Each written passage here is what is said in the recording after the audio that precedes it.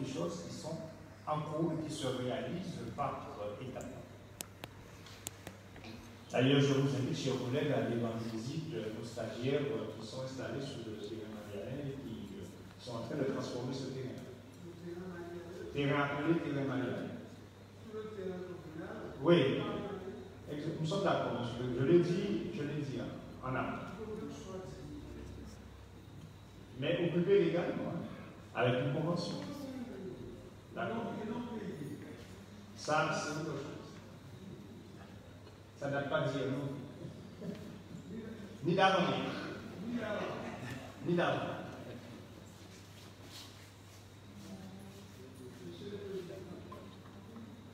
Y a-t-il d'autres questions? Oui, Madame Julien.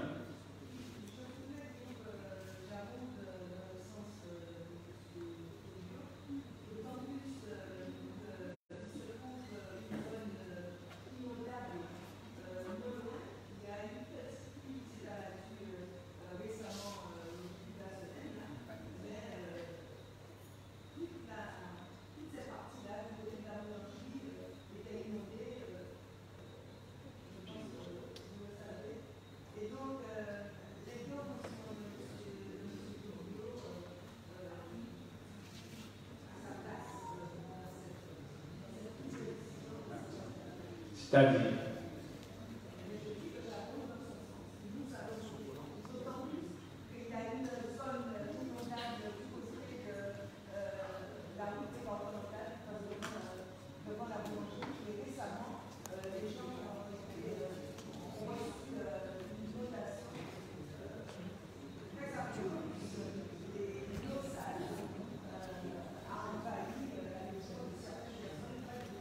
ça date de quand?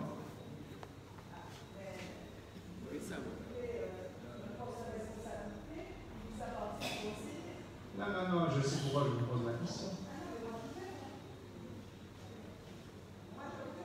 Ça fait peut-être longtemps qu'on n'est pas passé.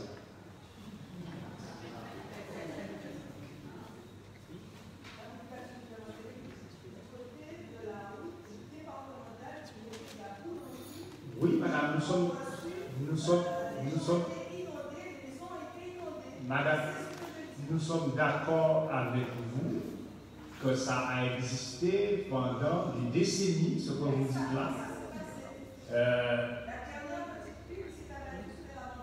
Et comme par hasard, c'est que maintenant, il n'y a que cette pluie-là qui récemment inonde un endroit qui n'a jamais été inondé. Non, ça fait des années, madame, des décennies que cet endroit-là est inondé, madame. Et je peux vous dire que nous avons fait des travaux, il y a à peine une semaine, sur cette zone-là, pour régler le problème de retenue d'eau pluviale, où nous avons revu à la fois l'écoulement de l'eau pluviale et aussi la route a été refaite de façon à ce que l'eau ne soit plus retenue. Il y a une semaine. Voilà. Et si nous avions les moyens de le faire bien avant, quand nous sommes arrivés au pouvoir, nous l'aurions fait. Mais ils l'ont fait quand on peut, petit à petit, mais c'est quelque chose que nous avons trouvé là et qui existait depuis des décennies. Laissez faire aujourd'hui. Y a-t-il d'autres questions? Oui, vous avez bien dit qu'il y a une absence de drain. Aujourd'hui, oui, les drains, il n'y a plus de drains dans la mesure où les drains sont bouchés, c'est plus de drains. Donc il faut refaire les drains. Ils sont bouchés. Oui, parce que j'ai entendu absence. Mais ce ne sont plus des drains. Quand les drains ne drainent plus, ce ne sont plus des drains. Il n'y a plus de drains. C'est peut-être une question de précision. D'accord.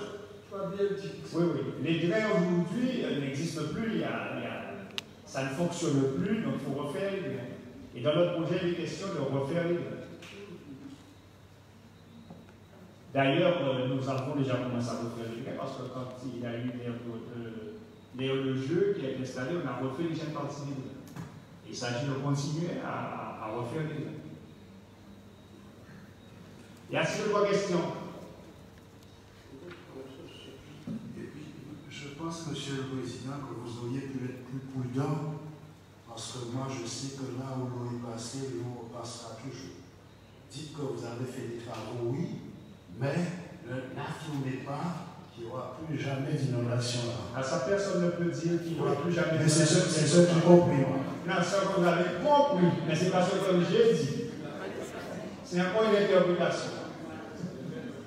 Personne ne peut dire qu'il n'y aura jamais d'inondation quelque part.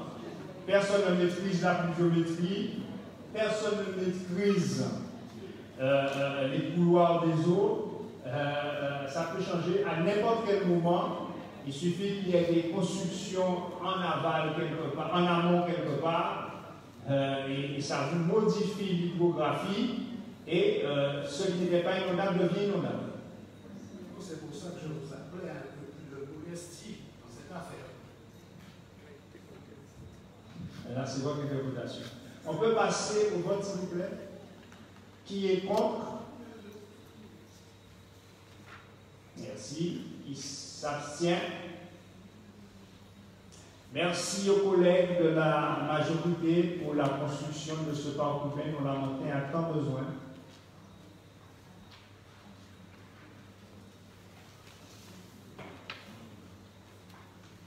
Alors, je voulais juste quand même apporter une précision, parce que M. Topik, j'ai répondu sur les questions techniques, mais quand vous parlez effectivement de la concurrence qu'il va y avoir, quand vous parlez effectivement de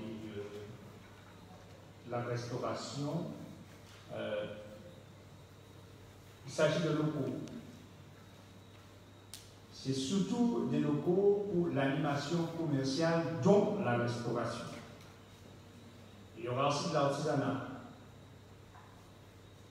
Il y aura aussi des activités culturelles, ça on l'a dit. Et on étudiera bien sûr les conditions dans lesquelles les gens pourront exercer ces activités-là. Mais je peux vous rassurer qu'aujourd'hui, les commerçants qui sont dans cette zone-là, le chiffre d'affaires a augmenté depuis qu'on a commencé à animer le parc de la verdure, et que tous les soirs aujourd'hui, le parc de la verdure est rempli et très animé. Et que le commerce attire le commerce. L'activité attire l'activité. Et que demain, cet espace-là deviendra un espace commercial, dans sa partie commerciale, qui va créer de l'attractivité et qui va booster le chiffre d'affaires de tous les commerçants de la rencontre. Et pas seulement ceux qui sont à proximité. C'est une règle qui est connue partout. L'activité attire l'activité, le commerce attire le commerce. Et faire en sorte que la montagne soit une ville animée, c'est ça qui fera vivre les commerçants. Nous avons déjà commencé à le faire, nous continuons à le faire. On passe au point suivant. Oui, M. Torrigo. Je voudrais ajouter, c'est que nous sommes pour le parc urbain jusqu'à la route nationale. Mais c'est ce qu'on fait. D'accord? C'était déjà décidé. J'ai bien dit décidé.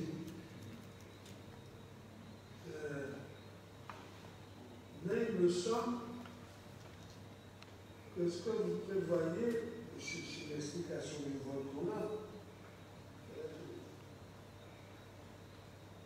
contre des contradictions techniques. Bon, je suis passé moi le soir, je n'ai pas vu autant d'animation. Vous avez connu, hein? Marie qui passait, hein? Je n'ai pas vu autant de monde. On ira tout à l'heure. On ira tout à l'heure. Je vous invite à aller demain. Non, prends deux témoins. Je vous invite à y aller après l'émission. Mais bon, s'il vous plaît, les avancements vous entendre et les avancements à voir. Si vous voulez être crédible, évitez de dire les choses comme ça quand même, parce que les gens ne sont pas attendus. Je vous ai dit que je suis passé 2 ou 3 fois cette semaine. Je n'ai pas vu autant de jours que vous pouvez trouver. C'est tout. C'est tout. Très bien. On peut Je passer suis passé au mauvais soir. Certainement. Alors, s'il y a beaucoup de monde dans le crise sanitaire, c'est que votre pouvoir de police, vous n'avez pas exercé. Non, je parle après la crise sanitaire. On est toujours en crise sanitaire. D'accord. Non, après le déconfinement. Pendant le déconfinement. Et non pas le confinement. Bon, on passe au point suivant. Le point numéro 14, présenté par notre collègue Karine Gatibelza, qui est le plan de financement pour le projet de développement de la démarche efficiente et qualité pour la numérisation et la dématérialisation des services publics à la montagne, qui modifie une délibération du 6 février 2020. Karine, tu as la parole. Merci, Président. Bonsoir. Bonsoir, chers collègues. Dans une logique de performance de l'administration, la commune de Lamentin a initié une démarche visant à revoir les process internes, à les moderniser et à les formaliser à travers un guide de procédure interne largement diffusé. Il s'agit également de simplifier et de moderniser les démarches administratives afin de satisfaire pleinement les usagers du service public. En parallèle, il est question de redéfinir la mission accueil, vitrine de la commune et garante d'un accès de qualité à nos services. La commune a d'ailleurs contractualisé avec le groupe AFNOR pour la mesure de la qualité des services tout au long du parcours usager, sous des critères de bonne pratique référencés grâce notamment à des audits externes. 4 objectifs sont identifiés dans cette démarche de simplification et de modernisation. La modernisation, la digitalisation et transparence des process internes, la fluidité du fonctionnement interservice, l'efficience de l'administration, la satisfaction de l'usager. Ce projet s'articulera autour des actions suivantes. Une dématérialisation des démarches administratives d'état civil et un travail d'archivage des données relatives. La dématérialisation des documents relatifs aux conseils municipaux, notamment la documentation en direction des élus et l'acquisition de tablettes numériques. Le suivi en ligne des demandes des usagers, notamment la bourse étudiant en ligne, l'insertion. L'optimisation du site internet qui deviendra un outil de dématérialisation des démarches administratives, mais également un outil d'apprentissage dynamique d'exploitation en interne. La mise en place d'un système de correspondance avec le public, notamment à travers l'envoi de SMS informatifs. La dématérialisation des fiches de paie, l'archivage et la gestion numérique des correspondances arrivées en mairie. Ce projet prévoit un coût total de 214 617,64 €. Le plan de financement de ce projet présente 85% de cofinancement du Fonds européen de développement régional, FEDER, soit 182 425 €, et 15% d'autofinancement de la mairie, soit 32 192,64 €. Vous avez ici joint un tableau récapitulatif. Il est proposé au conseil municipal d'annuler la délibération numéro 2020-0211 du 6 février 2020 et d'approuver le plan de financement ci-dessus. Le maire vous demande d'en délibérer. Merci, chers collègues, pour ta présentation. Donc, comme vous comprenez, ce n'est pas nouveau. C'est un sujet qui revient devant le conseil municipal. Parce qu'aujourd'hui, nous voyons le plan de financement en faveur, bien sûr, de la commune et qui diminue, bien sûr, la participation de la commune. Je ne comprends pas. Tout à fait. Donc, il s'agit pour nous, effectivement, de moderniser notre administration en interne, mais aussi moderniser notre administration dans le cadre des services rendus à la population. Et ça tombe bien dans la mesure où ce projet que nous nourrissons depuis des années subissait ou a subi, parce que nous avons fait des tentatives, a subi, je pourrais dire, une contrainte, une difficulté majeure, c'est qu'avoir une administration dans le bourg qui, elle, est informatisée, moderne, et des zones blanches dans toute la commune, avec une vitesse Internet très lente, ça sert à rien. Je regarde Thierry. Ça sert à rien.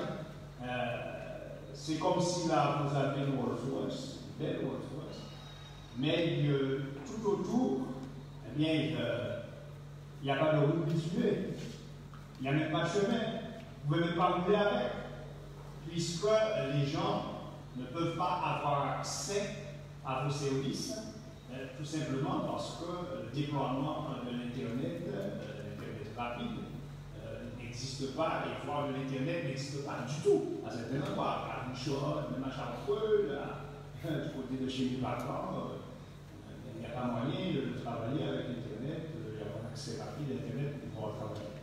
Donc, avec le déploiement de la fibre optique, qui est aujourd'hui une réalité, qui a déjà commencé sur le territoire, nous avons signé cette convention avec Orange, puisque la Martin fait partie des communes dont le déploiement est pris en charge et réalisé par Orange. Donc, j'ai signé déjà, juste après le Covid, à Tours, les permissions de voirie pour que les travaux puissent commencer. Les travaux ont déjà commencé. Donc, le déploiement de la fibre, dans un premier temps, ensuite permettra que la Massinois puisse ensuite adhérer à travers se connecter et à travers bien sûr les services que font les opérateurs, en fonction de chaque opérateur, et avoir la fibre optique et pouvoir bénéficier bien sûr des services en ligne de la mairie. Donc ça c'est le deuxième aspect. Et le troisième aspect, c'est aller vers une recherche qualité. Donc la recherche qualité, c'est la transparence. C'est être en relation avec l'administré et on peut le considérer comme client. Où l'administré pourra dire et intervenir dans le cadre d'une démarche AFNOR, qui est une démarche qualité, et nous faire des remarques sur la qualité de notre service. Donc être transparent, ne pas avoir peur que l'administré nous dise il y a telle ou telle chose qui ne fonctionne pas, mais c'est pour nous permettre à nous de nous remettre en cause et de nous améliorer. Donc nous sommes accompagnés bien sûr par des spécialistes, le policier de Nord qui met en place tous les process qualité, toutes les démarches qualité. Donc la commune de la Montagne entre dans ce qu'on appelle la démarche qualité. Donc ça devrait aboutir peut-être dans des années à bien sûr une qualification d'autre chose, on verra. Mais nous avons pris cette orientation qui consiste effectivement à entrer dans ce qu'on appelle la démarche qualité. Donc, trois aspects. Un aspect interne pour nos propres services, de matérialiser. Un aspect externe, le service public vis-à-vis de la population. Et un aspect démarche qualité, la transparence vis-à-vis des administrés. Voilà ce que je voulais apporter comme précision sur la démarche mise en place et le financement que nous demandons pour mettre en place ce qu'on appelle en gros l'e-administration. Y a-t-il des questions pour les Monsieur Poulet? Monsieur le Président, nous ne sommes pas du tout rétrogrades.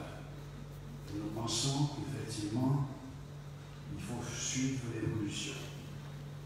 Mais, afin de nous permettre de prendre une position, nous avons quelques inquiétudes. Alors, je vais vous demander qu'est-ce que ça veut dire la mise en place d'un système de correspondance avec le public, notamment à travers l'envoi de SMS informatif. Nous pensons que avec l'informatique, avec les progrès techniques, il faut des fois être extrêmement prudent parce que ça peut avoir de mauvaises utilisations.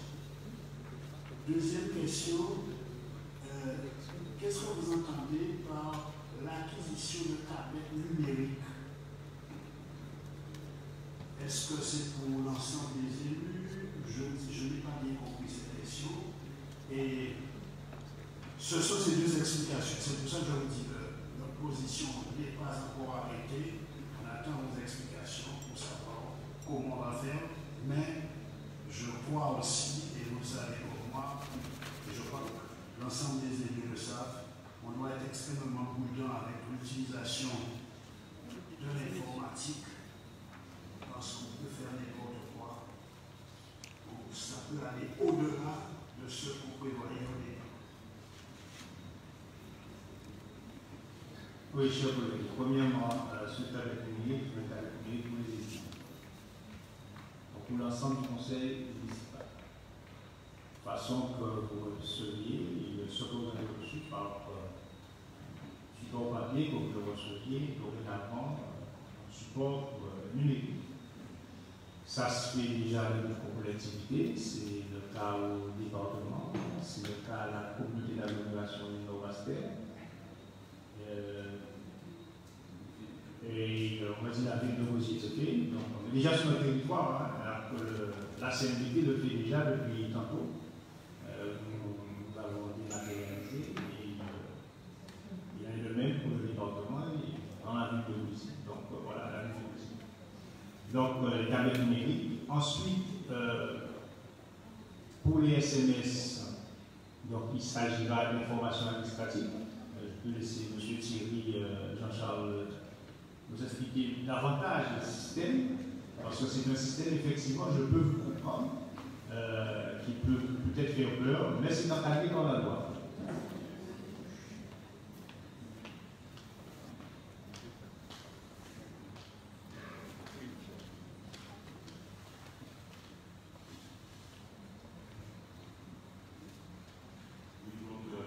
Dans le cadre du dossier qui a été présenté, donc le premier point concernant les tablettes numériques, les tablettes ont vocation justement à permettre, comme a dit le maire, de faire des conseils municipaux dématérialisés.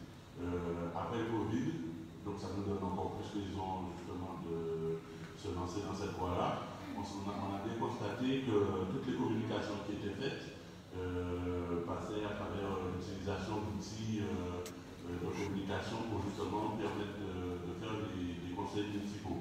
Donc, nous avons opté pour ce dossier-là, et d'ailleurs, c'est concernant cette question-là qu'on a dû représenter à nouveau la thématique.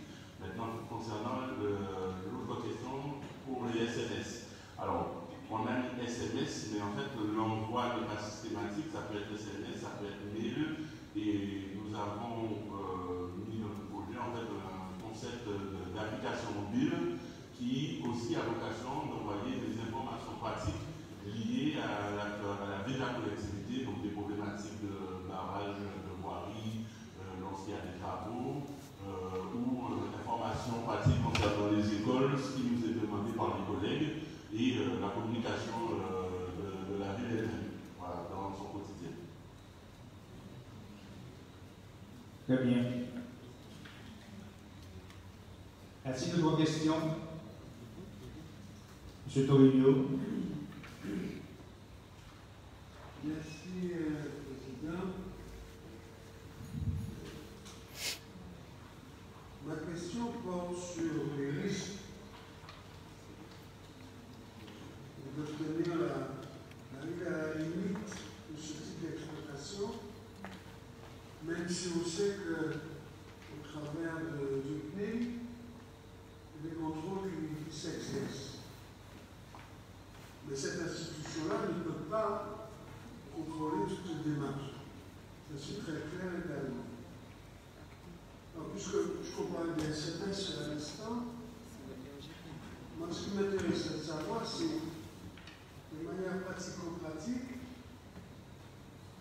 qui rédige les SMS,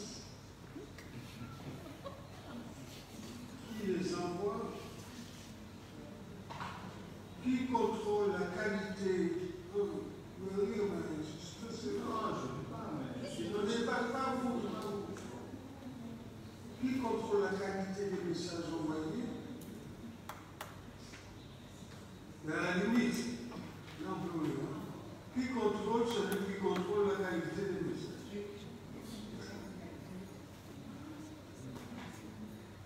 Non, mais j'entends votre question, mais nous n'en sommes pas là, monsieur. Nous sommes là à une demande de financement pour mettre en place un cadre. un cadre d'évolution d'une administration. Après, à l'intérieur de cette administration, il va falloir organiser le système et organiser le service. Donc, nous avons un service de communication, nous avons une administration qui est organisée, qui est gérée, nous avons un service informatique, nous avons des cadres informatiques qui sont à la fois techniciens, mais à la fois aussi techniciens informatiques, mais à la fois aussi le compétent pour tout ce qui concerne le respect de la législation en la matière. C'est quelque chose qui est encadré par l'administration communale avec les grades, avec le personnel qu'il faut pour le faire. Mais la question n'est pas encore là aujourd'hui. Aujourd'hui, il n'est pas question aujourd'hui de discuter de l'organisation et du fonctionnement de cela. Quand nous arriverons à cela, il y aura premièrement une organisation qui sera mise en place et qui sera présentée devant ce qu'on appelle le comité technique de la ville. Donc, première personne qui en parlera, c'est l'administration et les syndicats. Ensuite, comité technique, organisation des services, etc. Et après, ça viendra devant le conseil municipal, où nous allons certainement présenter l'organisation que nous avons mise en place, etc. Mais pour l'instant, on n'est pas là du tout. Nous sommes uniquement venus au plan de financement pour acquérir le matériel qu'il faut pour pouvoir aller vers ça. Ce sont des questions intéressantes que vous posez là, mais qui ne sont pas du tout à l'ordre du jour. Sauf si on cherche des prétextes pour ne pas voter quelque chose qui va faire évoluer la montagne. Mais la question n'est pas du tout une question à l'ordre du jour. Non, mais attendez, je suis obligé de me poser des questions parce que quand un homme averti comme vous me pose la question au niveau du débat aujourd'hui, je suis obligé de me poser ça parce que je ne peux pas ignorer, moi, que vous-même, vous n'ignorez pas que nous ne sommes pas à ce stade de la discussion. Non, attendez, si on pose des questions, la traduction c'est qu'on est contre quelque chose.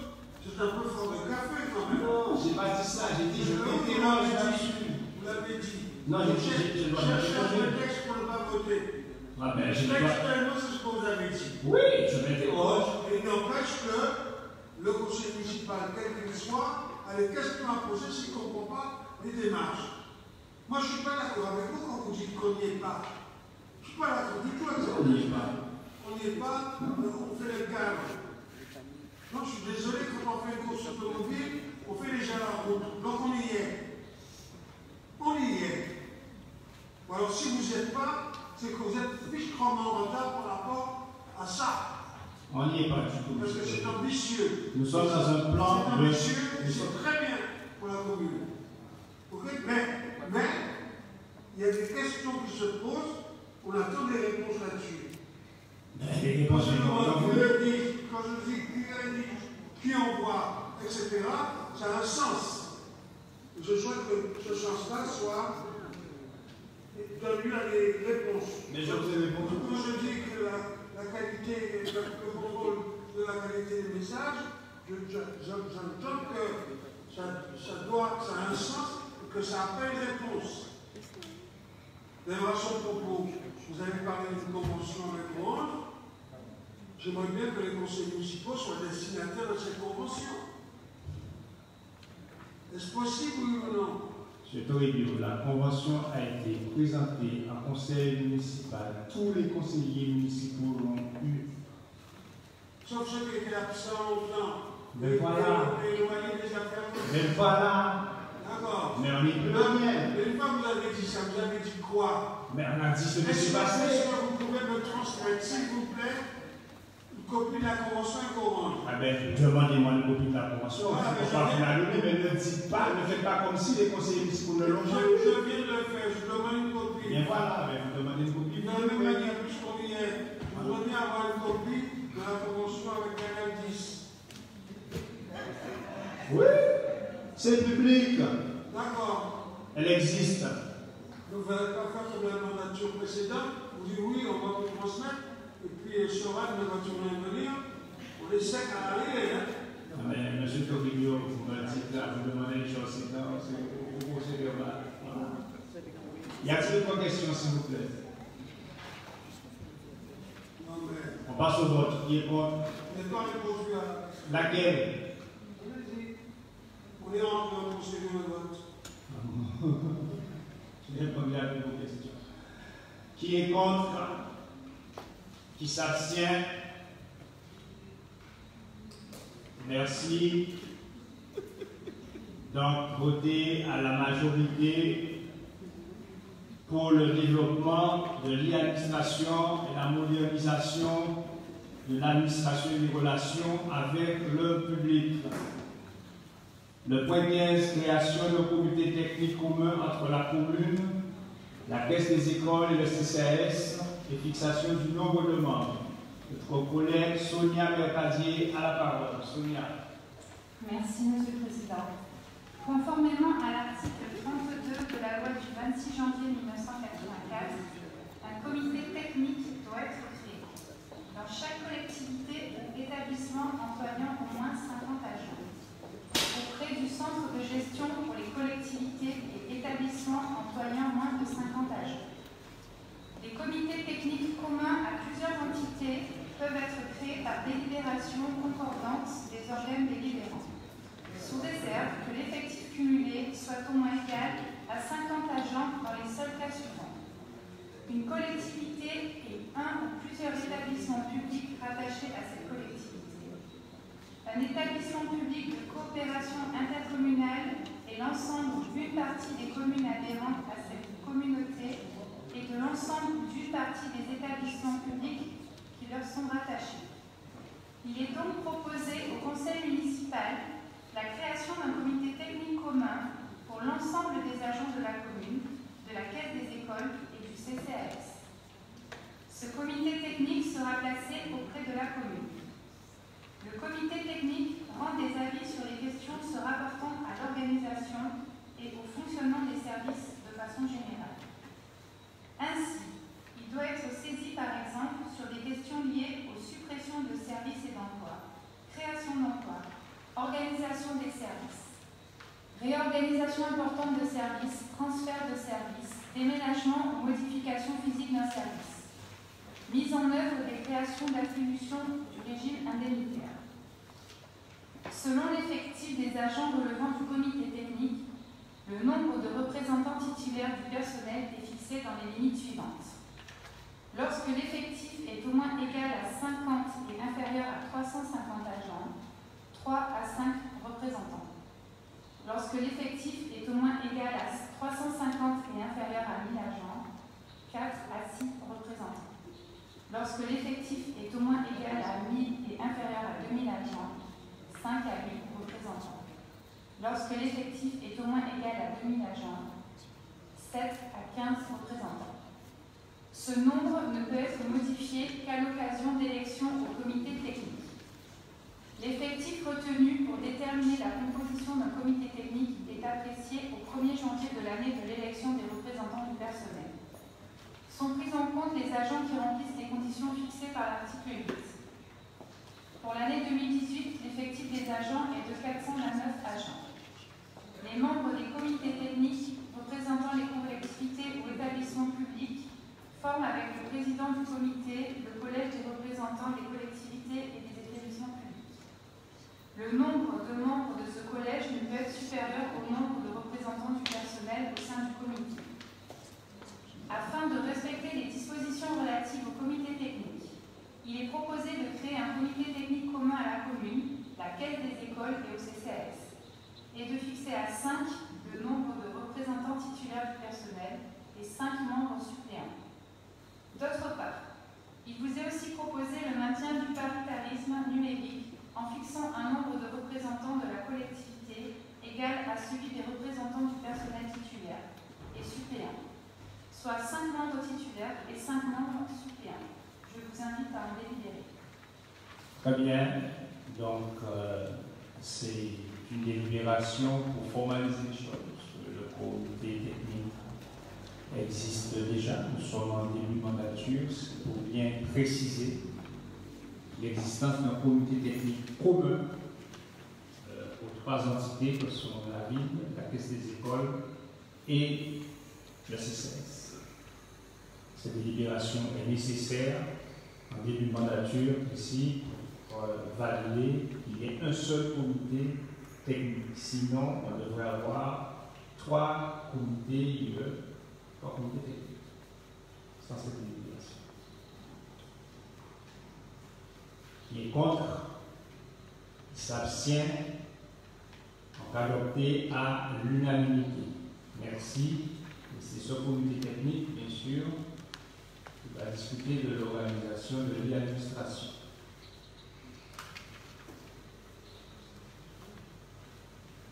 Point suivant, et le point numéro 16, création d'un comité d'hygiène, de sécurité et de conditions de travail commun entre la commune, la Caisse des écoles et le CCAS, et fixation du nombre des membres. Saturnin Francillon, chers collègues, tu as la parole. Merci, Président. Bonsoir à tous. Conformément à l'article 27 du décret numéro 85-603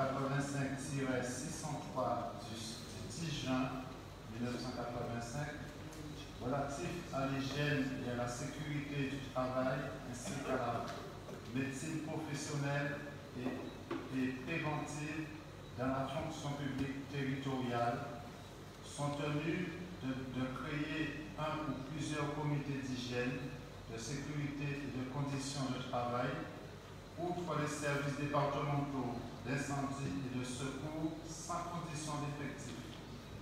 Les collectivités ou établissements mentionnés à l'article 1er dans les mêmes conditions que celles prévues pour les comités techniques par les 1er à 4e alinéas de l'article 32 de la loi du 26 janvier 1984 susvisée.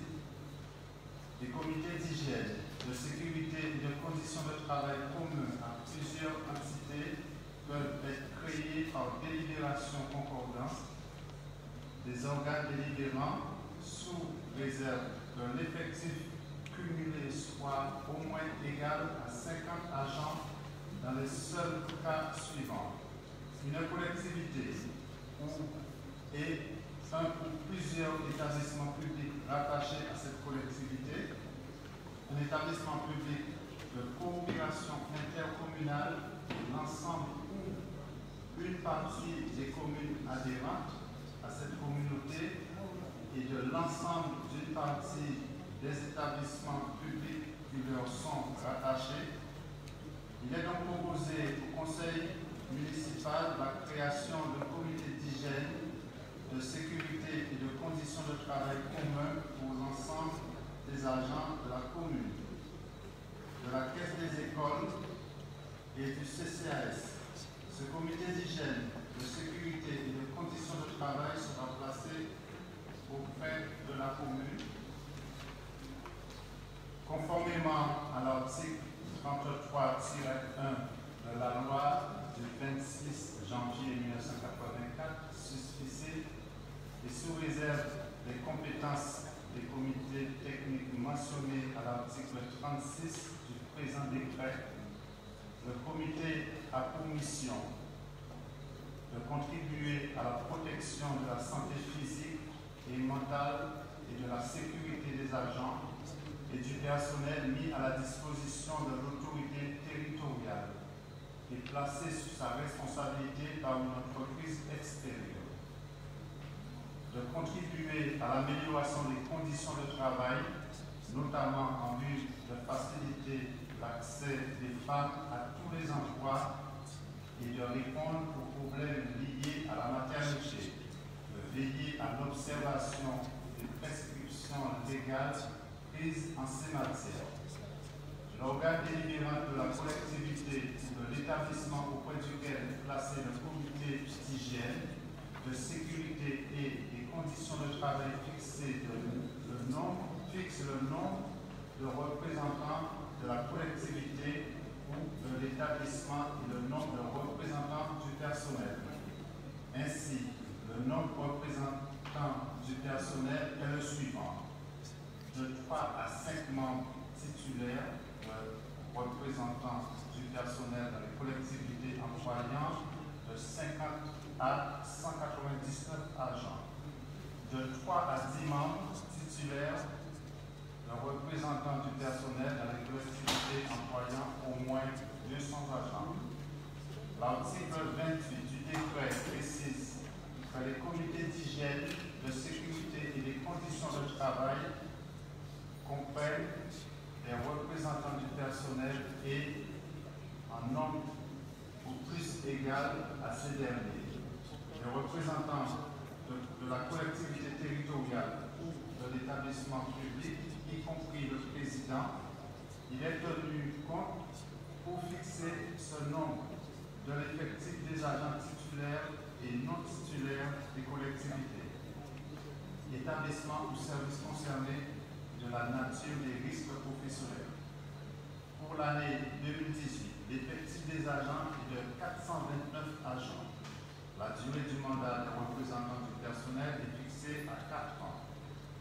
Le mandat des représentants des collectivités territoriales et de leur établissement expire en même temps que leur mandat, pour fonction ou à la date du renouvellement total ou partiel de l'organe délibérant, de la collectivité ou de l'établissement.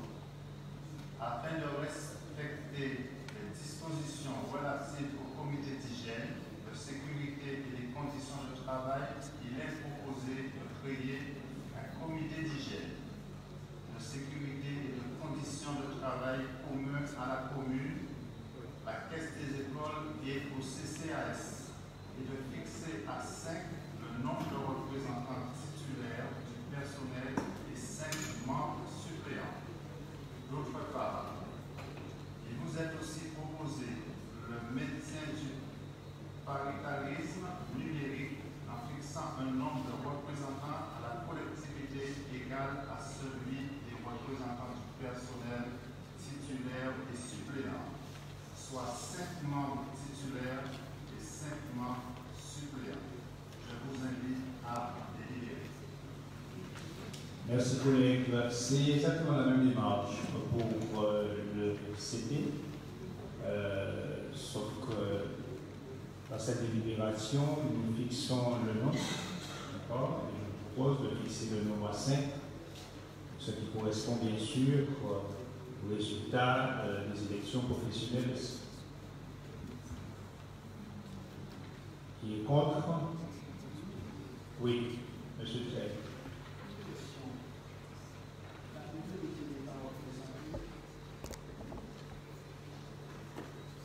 Si la minorité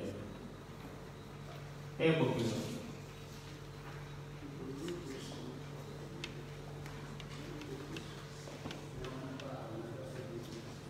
Non, là aujourd'hui nous sommes à la création et à la fixation des nombres.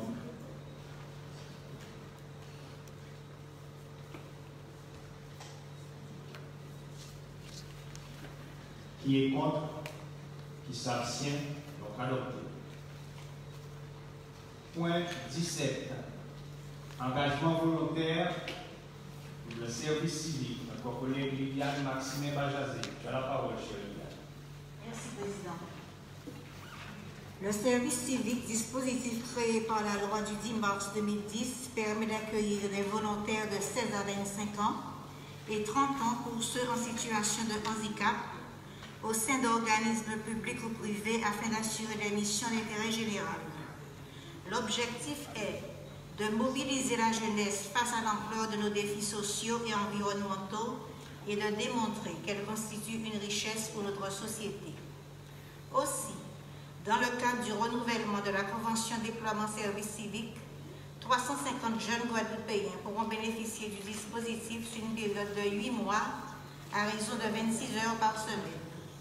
Afin d'encourager les collectivités à accueillir des volontaires, le Conseil régional s'est engagé à prendre en charge une indemnité de 107,58 € volontaire qui sera versée aux organismes d'accueil. Partenaire du dispositif depuis 2016, la ville de Lamantine a accueilli 60 jeunes lamantinois et les a accompagnés dans leur projet professionnel. Ils ont eu l'opportunité de développer ou d'acquérir de nouvelles compétences. Forte de ces expériences fructueuses, la ville propose de renouveler son agrément afin de recueillir en septembre 2020 10 volontaires en service civique dans les missions suivantes. Appui et soutien d'actions de prévention et de sensibilisation du public pour 7 jeunes. Médiateur pour la mixité sociale pour 3 jeunes. La prise en charge par l'État est de 2 000 € et celle de la région 1 075,80 €. Le budget prévisionnel est le suivant. Commune pour l'achat de polo, 696,18 €. Le maire propose au conseil municipal d'approuver le renouvellement de l'agrément au titre de l'engagement de service civique ainsi que le budget pour l'achat de polo. Il vous est demandé d'en délibérer. Merci, chers collègues. C'est une opération que nous renouvelons et c'est une opération qui, c'est vrai, au départ, nous avons été volontaires de mettre en place le service civique et de faire en sorte que les jeunes lamantinois puissent utiliser ce service-là pour se mettre un pied à l'étrier. Nous avons tous été fort étonnés de la réussite qu'il y avait et surtout du nombre de jeunes qui, après, eh bien, soit étaient embauchés ou soit avaient passé des concours ou entraient dans un centre de formation. Mais sur chaque promotion, c'est près de 80% qui, sortant du service civique, eh bien, soit est embauché, ou encore soit, je vois madame qui me regarde, très satisfait, n'est-ce pas? Et ainsi que Lydiane, c'est vous qui travaillez sur cela et c'est vrai que je suis moi-même étonné du résultat à chaque fois et j'espère que les nouvelles vagues, déjà la vague actuelle là, n'a autant de résultats que les vagues précédentes et que la nouvelle promotion là aussi sera une belle réussite, en tout cas pour les jeunes. C'est quelque chose, c'est vrai, qui marche. Y a-t-il des questions? Il n'y a pas de questions, on passe au vote. Qui est contre? Qui s'abstient? Merci pour la jeunesse lamantinoise. À l'unanimité. Chers collègues, je vous propose, si vous êtes d'accord, d'ajourner le point 18. C'est un point qui reviendra devant le conseil municipal, puisque c'est un dossier qui concerne bien sûr les ALSH pour les vacances à venir, mais il nous manque quelques précisions, puisque nous travaillons avec les partenaires, et aujourd'hui, nous n'avons pas pu boucler ce dossier avec toutes les précisions que nous avions. Donc, nous allons continuer à peaufiner ce dossier-là. Nous reviendrons certainement au mois de juillet avec ce dossier-là devant le conseil municipal. Je vous propose d'aller directement. Est-ce que nous sommes d'accord pour l'ajournement, collègues? Pas de difficulté? Très bien, merci. Je vous propose d'aller au point 19, qui est la désignation du représentant de la commune au conseil d'administration et à l'assemblée d'actionnaires de la CEMAC. Et votre collègue Didier Maricel nous fera la présentation. Merci. Merci, Président. Bonsoir à tous.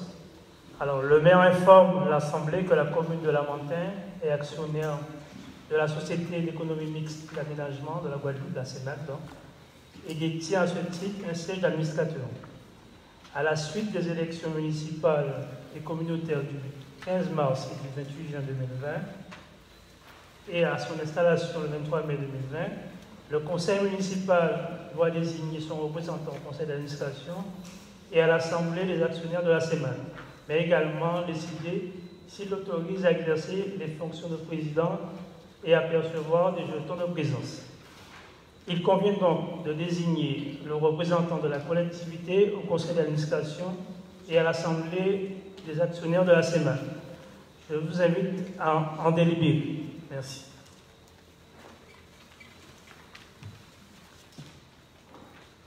Très bien, collègues, y a-t-il des questions à poser? Donc, le représentant auprès de la CEMAC, c'était moi-même. au conseil d'administration, c'était moi-même. Donc, je vous propose de maintenir, bien sûr, cette représentation, que ce soit le maire qui siège au conseil d'administration de la CIMAC. Qui est contre? Qui s'abstient? Merci, chers collègues. Désignation des représentants de la commune au conseil d'administration de la SPHLM. Notre collègue Christiane Treyalbo.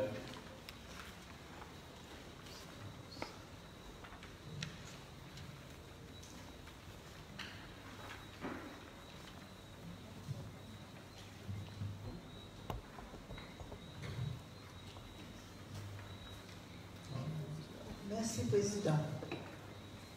Monsieur le maire informe l'Assemblée que la composition du conseil d'administration de la SCP-CHLM de la Guadeloupe est définie par l'article 10-1 de ses statuts qui stipule: la société est administrée par un conseil composé de 12 administrateurs.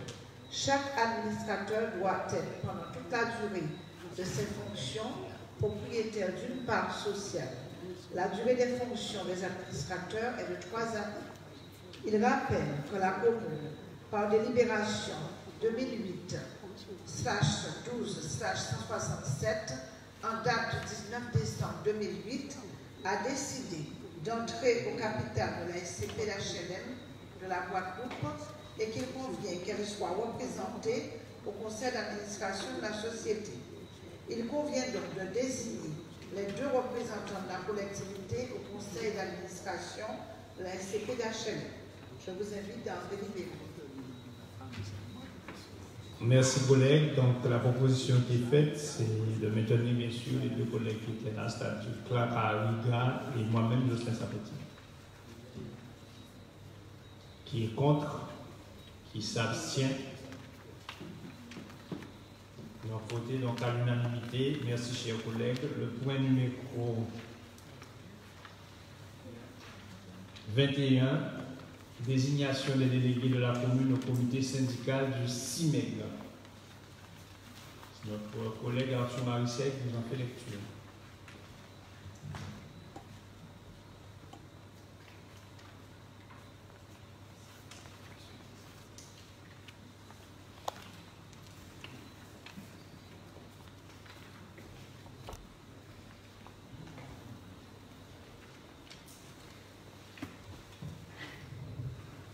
Merci, Président. Bonsoir à tous, bonsoir à l'assistance. Monsieur le maire informe l'Assemblée que suite aux élections municipales et communautaires du 15 mars et du 28 juin 2020 et à son installation le 23 mai 2020, le conseil municipal doit désigner de nouveaux représentants au conseil syndical.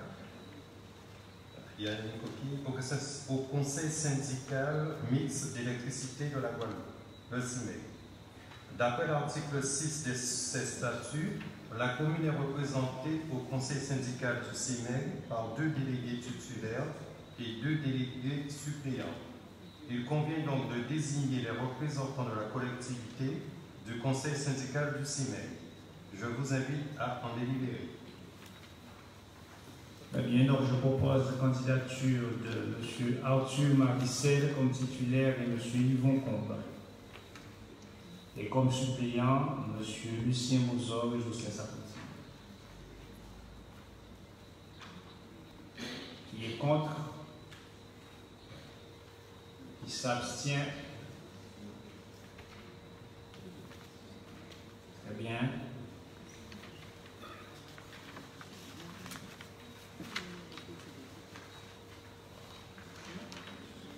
Donc, voté à l'unanimité. Merci, collègues. Le point 23, délibération fixant le montant des indemnités de fonction du maire, des adjoints et des conseillers municipaux délégués. Vos collègues Jacqueline Béofort en fait lecture.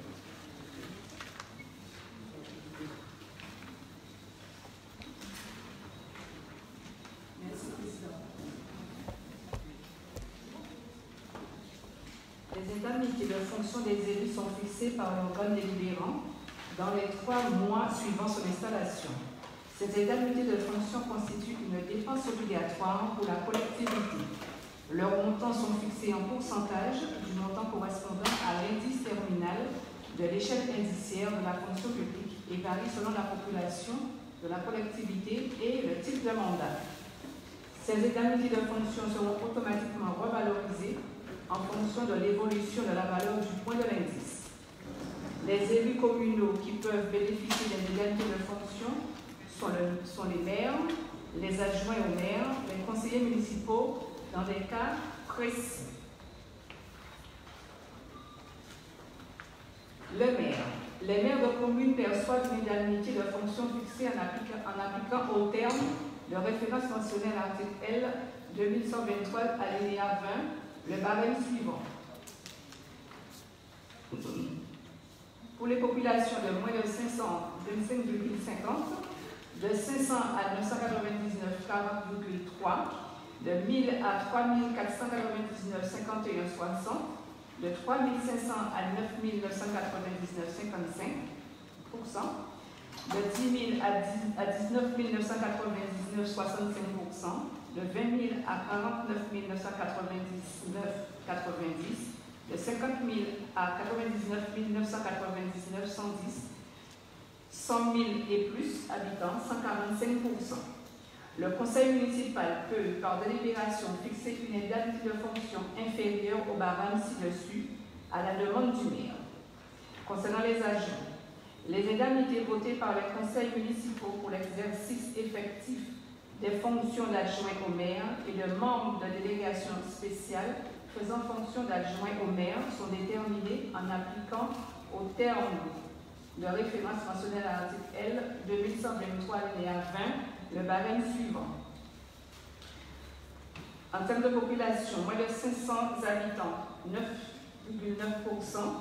de 500 à 999, 10,7%, de 1000 à 3499, 19,8%, de 3500 à 9999, 22%, de 10 000 à 19 999, 27,5%, de 20 000 à 49 999, 33%, de 50 000 à 99 999, 44%, de 100 000 à 200 000, 66%, plus de 200 000 habitants, 72,5%. Les conseillers municipaux, dans les communes de moins de 100 000 habitants, il peut être versé une indemnité pour l'exercice effectif des fonctions de conseiller municipal dans les limites prévues à l'article 2, prévu par le deuxième de l'article L 2123, alinéa 24. Cette indemnité est au maximum égale à 6% du terme de référence mentionné au grand 1 de l'article L 2123, alinéa 20. Les conseillers municipaux auxquels le maire délègue une partie de ses fonctions en application des articles L 2122-18 et L 2122-20 peuvent percevoir une indemnité allouée par le conseil municipal dans les limites prévues par le deuxième de l'article L 2123-24. Cette indemnité n'est pas cumulable avec celle prévue par le grand 2 du présent article. Les conseillers municipaux des communes de moins de 100 000 habitants peuvent prétendre à ces indemnités de fonction dans le respect de l'enveloppe constituée par les indemnités maximales susceptibles d'être allouées aux maires et aux adjoints. Enfin, le calcul des indemnités pouvant être attribuées aux élus locaux se fait de la façon suivante. Calcul de l'enveloppe globale des indemnités maximales susceptibles d'être allouées aux maires et aux adjoints en fonction de la strate de la population et hors majoration. Le montant de l'enveloppe maximale ainsi déterminé est ensuite réparti entre le maire, les adjoints et, s'il y a lieu, les conseillers municipaux avec ou sans délégation par diminution des indemnités maximales du maire et ou des adjoints. Montant total de l'enveloppe maximale. Taux maximum du maire plus taux maximum des adjoints multiplié par le nombre d'adjoints, soit 2 528,11 € plus 1069,59 par 7 adjoints, ce qui donne 2 528,11 € plus 7 487,13, soit 10 015,24 en total. Il est proposé au conseil municipal de fixer et de répartir l'enveloppe entre les élus dans le respect de l'enveloppe indemnitaire globale ainsi calculée. Nous avons un tableau récapitulatif pour les élus. En numéro 1, Jocelyn Sapoti, 53%, pour un montant de 2061,38. Du premier adjoint, Ephraim Glorieux, 15,50%, 602,86. Excuse-moi, collègue, donne le montant pour les adjoints et donne le montant pour ce pas de l'unité. D'accord, alors les adjoints du premier au 7e, soit 15,50% pour un montant de 602,86 € et les conseillers du 8e au 25e de 1% de 5,33%, soit 207,31 €.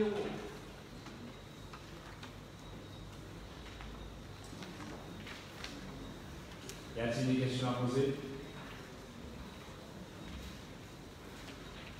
Alors, s'il n'y a pas de questions à poser, collègues, il faut remarquer que nous avons été parmi l'une des premières communes de la Guadeloupe déjà à donner un exemple. Le premier exemple, c'est que le maire diminue sur ses indemnités et les adjoints diminuent sur leurs indemnités de façon à ce que tous les collègues qui sont au conseil municipal puissent percevoir, bien sûr, quelque chose, parce qu'eux aussi, ils travaillent, ils ont une délégation, et eux aussi, ils dépensent du temps au travail. Et chose que je vais vous faire aussi remarquer, c'est que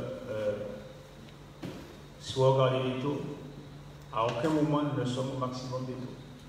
Nous avons toujours choisi des taux qui sont inférieurs au maximum qu'on pourrait avoir. 65% pour le maire, alors que nous sommes limités à 53%. Plus de 20% pour les adjoints, nous sommes limités à 15%. Et nous sommes bien sûr limités à 5%, 5,33% pour les conseillers, alors qu'ils pouvaient aller jusqu'à 6%.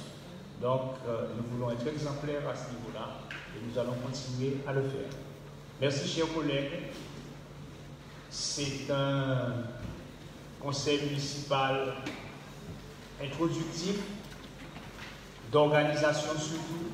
Nous avons fait passer quelques délibérations importantes dans la mesure où il y a des projets en cours, il faut les cofinancer. Mais c'était surtout pour organiser la mandature et la faire fonctionner. Je remercie tout le monde, je remercie les collègues de la majorité, mais aussi les collègues de la minorité. C'est dommage, je suis déjà parti. Et Madame Julia est là, et je vous remercie parce que ça a été de qualité. Nous sommes là pour faire défendre nos points de vue. On peut des fois ne pas être d'accord, le ton peut monter, mais bon, ça fait partie des choses. Mais nous nous respectons mutuellement et j'ai apprécié. Merci beaucoup pour la qualité du conseil municipal et j'espère que nous allons tenir 6 ans comme ça. Merci beaucoup.